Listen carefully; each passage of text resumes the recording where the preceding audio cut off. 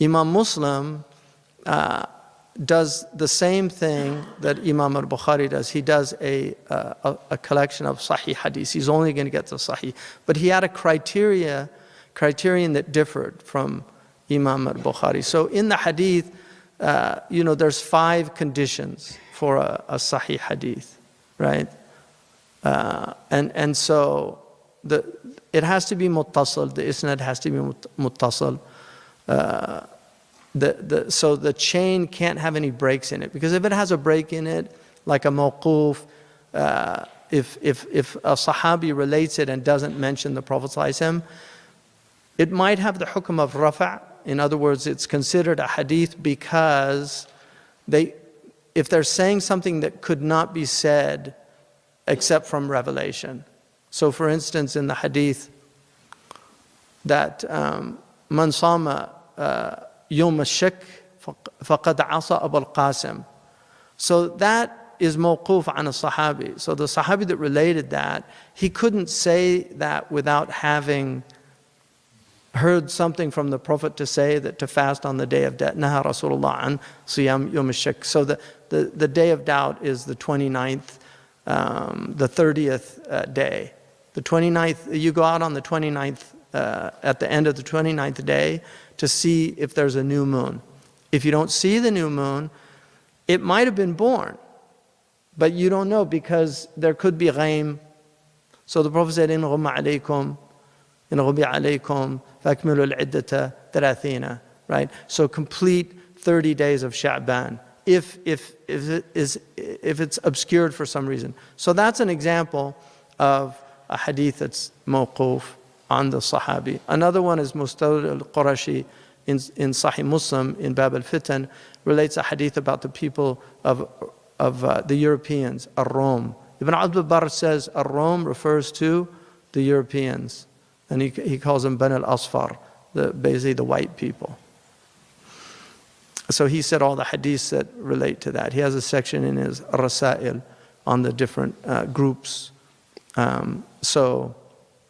And he divides Rome into the old Rome and the new Rome. So the old Rome is Yunan, and Yunan was actually the name of one of the, goes back to Sayyidina Nuh according to our tradition. So Yunan is Greece, but he's actually, and then the new Rome is the Latin Romans, which is when they found Rome, according to their tradition, is found by Aeneas, who's a survivor of old, of the Trojan War. So that's New Rome. So in the hadith it says, تَقُومَ السَّاعَةُ وَالرَّوْمُ أَكْثَرُ النَّاسِ. The end of time won't come until the Europeans are the majority of people. In the comments, and qadiman, in the comments they said, it's not the adad, it's tashabbuh. Because the Prophet ﷺ said, "Man tashabbaha biqawmin fahuwa minhum." Whoever resembles a people is one of them. So in the end of time, the majority of people will be imitating Europeans in their dress, in their food, in their culture, right? It becomes like a monoculture. And that's the Sahih Hadith.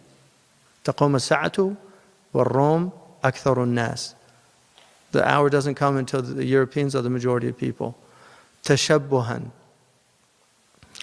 So when Amr ibn al-As heard Mustawrid recite that, he said, "Anzur ma taqul." Think about what you're saying. He said, "Sami'tu min Rasulillah." I heard it from the Prophet. Then he says, if that's the case, "Inna fihim la arba'u khisal." They have, "Inna fihim la arba'a khisal." They have in them 4 qualities. And then he mentions these 4 qualities in the 5th one. Is that mawquf or not? It could be mawquf because Imam Sunusi says the Romans didn't have those qualities. The Europeans did not have those qualities at his time. So was that mawquf? Is he talking about, did he hear that from the Prophet, that the qualities that they would have would be those qualities? So there's an example where there's some khilaf about whether it has hukm al-rafa', whether it's actually from the Prophet, but it is in the fitan of the end of time. That's where Imam Muslim put that section. So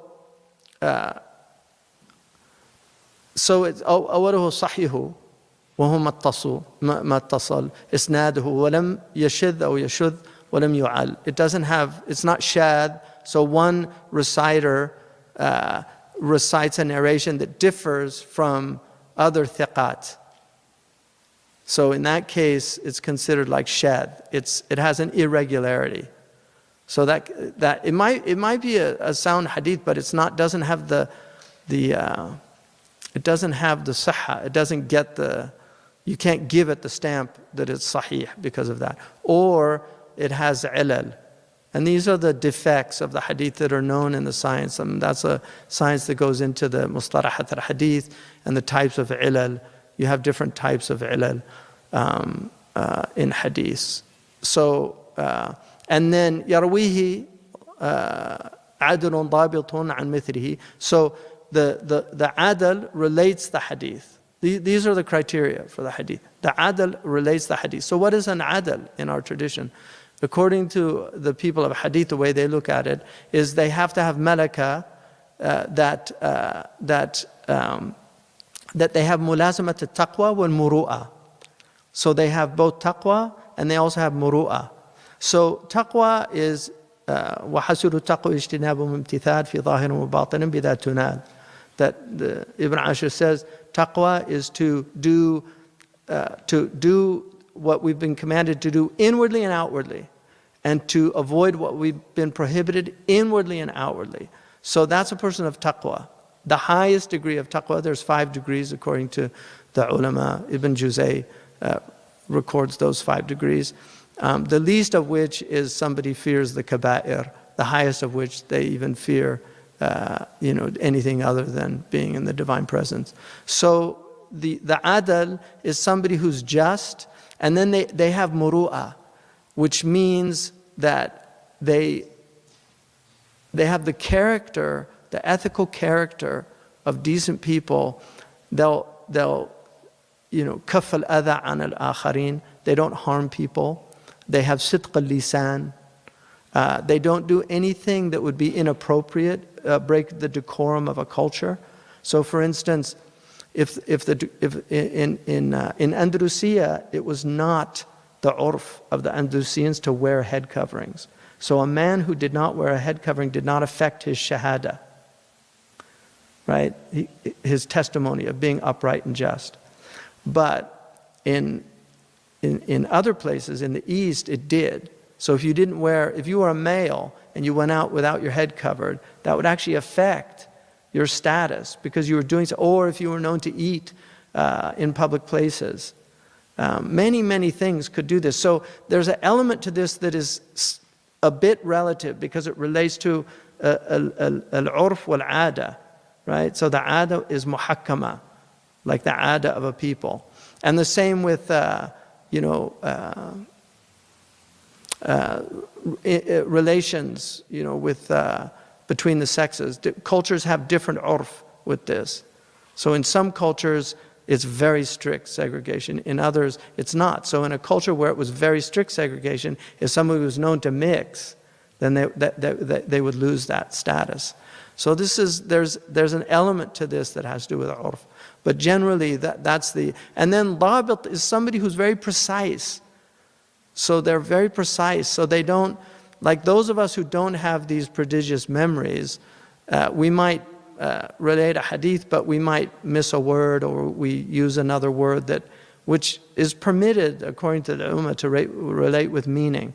But you're not dabit. And so you're not a sahih transmitter. You have to have dabt. Mu'tamidun fi dabtihi wa naqlihi. You have to be trustworthy in your dabt, in that you got the hadith right, and then in also your naql. Now, after the early period, because these books were written down, if the teacher had a solid collection and they could transmit the hadith from Imam Malik, for instance, his son Yahya did not take hadith from him, but his daughter Fatima did. And he used to have his daughter would, behind a curtain, would actually make corrections for the reciters when they were reading the Muwatta with him. So she would actually correct, because Imam Malik would be listening, but it was Fatima that would make the corrections. So, and then the ijazah tradition comes out of this. where they basically give the ijazah. And initially, ijazah was very rigorous.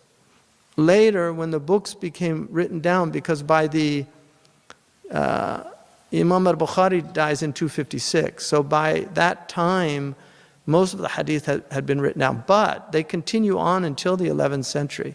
So you have later in the 5th century, you have people like Imam al-Bayhaqi and Abu Nu'aym who are doing major collections. Al-Bayhaqi's collection is a major collection. So by that time, they've really exhausted the hadith, that you couldn't really find hadith after that period. And then there's amazing collections of the hadith, where, like Mishkat al-Masabih, is very important by Tabrizi. That collection was the first collection that the Indian students always studied in the Indian tradition. They would study that one first, and then they would do the collection of the 6. So these 6 collections that come and become canonical, and really 4 are the most important ones in terms of the fiqh. You have Imam al-Bukhari is the first, and then Imam Muslim. The difference between the two, they have really rigorous criteria, but there was one criteria that al-Bukhari superseded Imam Muslim with, even though Muslim was his student. And that is that Imam al-Bukhari had to absolutely be certain that the scholar in the chain, that he was in the city or the place and took from the person. He had to ascertain that there was a luqya, that they actually met, and then taraqqa anhu, that he relates from him. If it didn't have that criteria, he didn't accept it. Imam Muslim, it was enough for him that he was a thiqah and that he knew they were in the same area at the same time. He didn't have to absolutely ascertain the